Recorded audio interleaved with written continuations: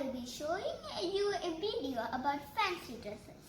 My teacher gave me the topic as marine life, and my mother actually stitched my costume. So let us see the video. Hi everyone, I'm Rida the shark.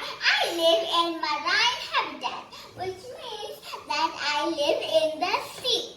There are a lot of wonderful things in this sea. There are so many different types of fishes, aquatic plants, turtles, seahorses, and just a whole different world. Most of us fishes breathe with our gills, but some, like dolphins, breathe through lungs. I am one of the most dangerous creatures in the sea.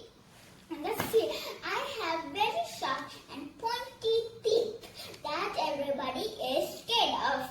Sometimes we have some visitors, human visitors, known as drivers. We enjoy their company. Sometimes humans pollute our ocean with plastic waste and chemicals, which leads to the death of so many of our friends.